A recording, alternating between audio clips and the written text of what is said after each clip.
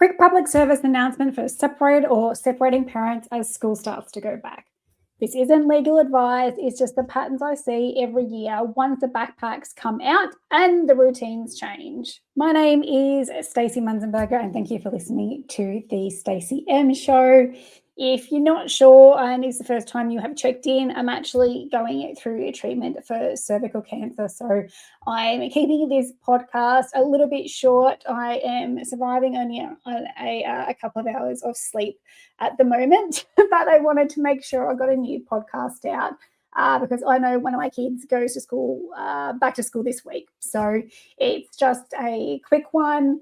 To give you some pointers just as school starts to go back. So if you know someone that is going through a separation or family law matter or whatever you want to call it, please make sure you share this with them because it helped them on the day. So first thing is routine beats perfection. So right now, your kids probably don't need the perfect schedule or the perfect co-parenting arrangement. They just need something that is predictable. So same drop-off days, same pickup plan, same expectations, even if it's not ideal, even if it's temporary. And obviously, all of this stuff sits underneath any compliance with parenting orders or agreements that are already in place. Please make sure that you don't breach those. Having a routine tells your kids that they're safe. So even when there's adults still trying to figure things out, there is still some sort of routine for them. Second, school is not a messenger service. And we do see this all the time, and it does cause issues. School bags, teachers, newsletters, and kids themselves should not be used to pass messages between grown-ups. Not about money, not about time, not about disagreements, not about whatever. If something needs to be said, say it directly and calmly to each other away from the kids. They don't need to be a part of it. It doesn't matter what age they are. Third, your child doesn't need the full story either. Kids don't need an adult version of what's happening. That's not going to serve them. They don't need timelines, expectations, explanations, who's at fault, why someone's cranky with somebody else.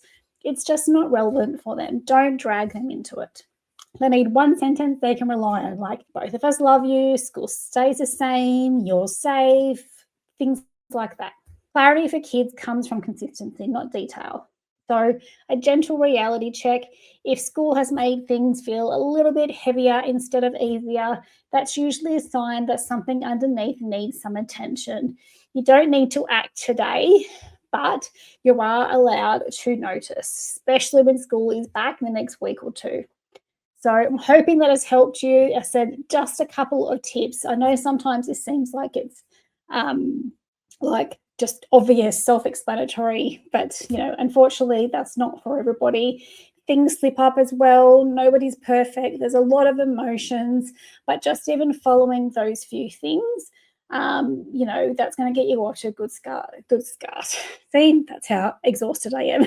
It's going to get you off to a good start for the school year. And the school needs to know if you have separated as well. So if you have separated over the break and the school doesn't know, it's a good idea to let them know just so they can keep an eye on the kids at school just in case something happens there. But if any questions, please reach out. I'm sorry it is a short one, but I just wanted to make sure that I could get something out. I'm heading towards the end of my treatment, so I will be back. But I've got to just get my health back to where it is because it's starting to catch up with me. So all the best with getting the kiddies back to school. I am here to help you.